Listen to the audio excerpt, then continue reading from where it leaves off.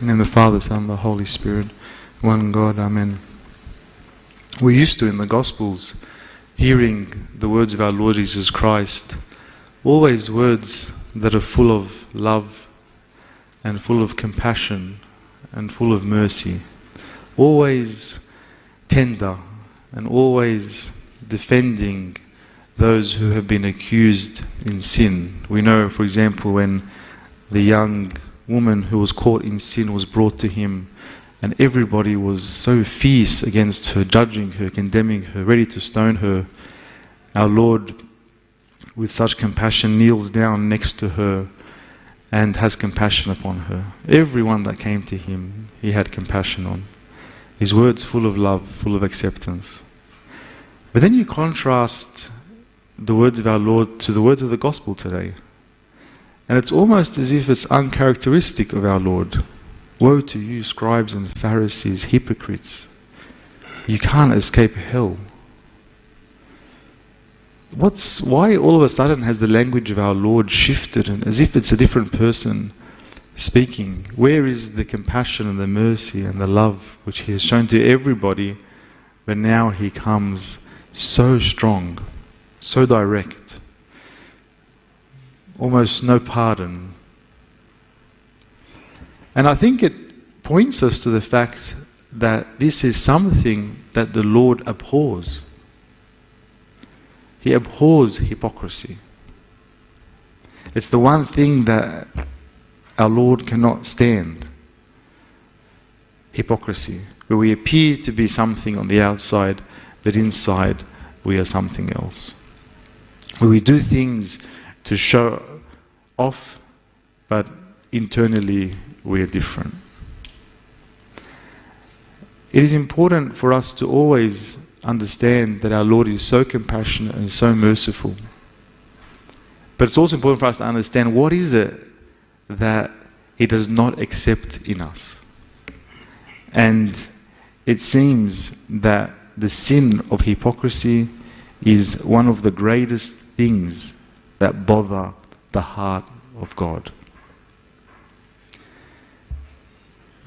If we were to look at our lives and we were to find that the outside mirrors the inside, then we will always be in a good place, because we know we have access to the compassion and the mercy of God.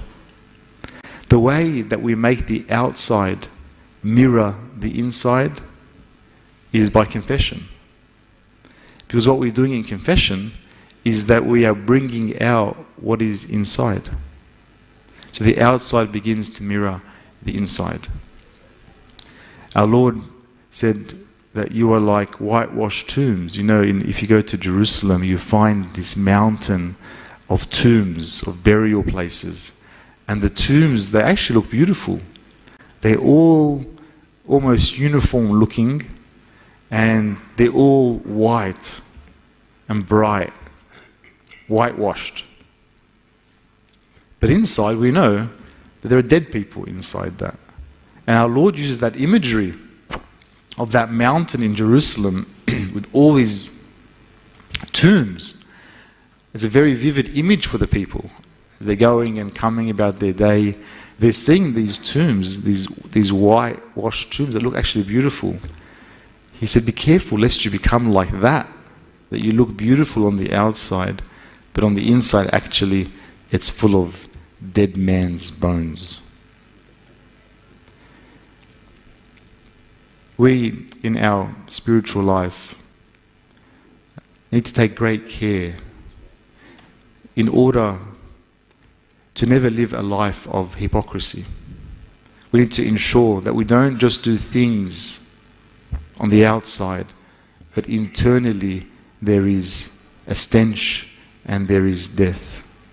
We need to become beautiful on the inside, and that is where the Lord looks, on the inside of our hearts.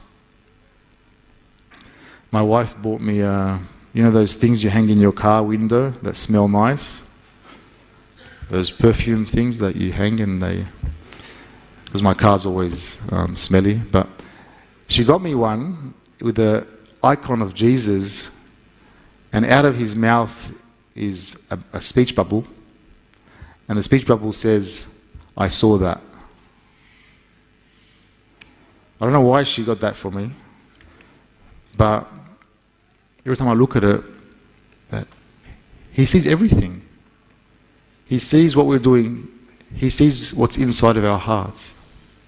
And so there is no place to hide anything that is within us. Let everything that we are be exposed before the Lord, be exposed in confession, that we may live a life of righteousness without hypocrisy. And glory be to God forever.